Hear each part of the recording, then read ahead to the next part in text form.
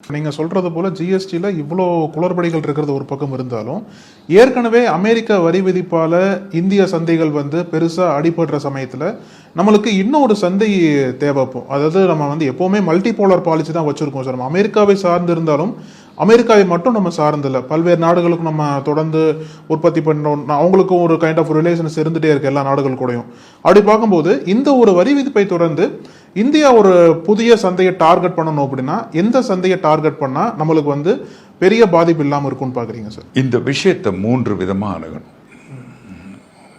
முதலில் அணுக வேண்டியது a bird in the hand is better than 2 in the bush ன்னு சொல்லுவோம். ஏற்கனவே இருக்கக்கூடிய சந்தை அமெரிக்க சந்தை, அதில் பாதிப்பு வராமல் பாதுகாப்பது அல்லது சிறிய பாதிப்போட தப்பிச்சு வர்றது.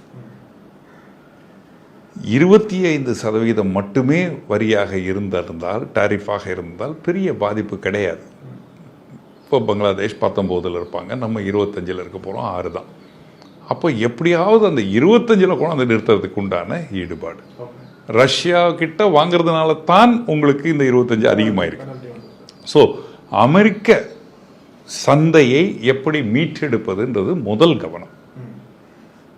இரண்டாவது கவனம், சுவர் இருந்தால்தான் சித்திரம் எழுத முடியும். வியாபாரிகள், தயாரிப்பாளர்கள் நலன் முதல்ல முக்கியம். இப்போ இதனால் இவர்கள் பாதிக்கப்பட்டார்கள் என்றால் இவர்கள் காப்பாற்றப்பட வேண்டும். இது முன்னுரிமை. 25%, 50% இவர்கள் காப்பாற்றப்பட வேண்டும் என்றால் இவர்களுக்கு ஒரு ரிலீஃப் கொடுக்கணும். ஒரு 30 பேர் கொல்லப்பட்டார்கள், உடனடியாக நாம் ஆபரேஷன் சிந்தூரை எடுத்தோம், தாக்குதல்களை நடத்தி இந்தியாவை மீட்டெடுத்தோம். இப்போ என்ன தேவை? Operation tariff. இந்த டாரிஃபினால் 3 கோடி பேருக்கு வேலை வாய்ப்பு இழக்க போறாங்கன்னு சொல்லுது. 0.7% ஜிடிபியில் அடி வாங்க போறோம்னு சொல்லுது. குரோத்தில் பொருளாதாரம் ஒரு ஸ்தம்பித்த நிலைக்கு போகக்கூடிய வாய்ப்பு இருக்குன்னு ஆய்வறிக்கைகள் சொல்லுது. யார் ஆர்பிஐ சொல்றாங்க, எஸ்பிஐ சொல்றாங்க ஸ்டாக்னேட் ஆகக்கூடியது.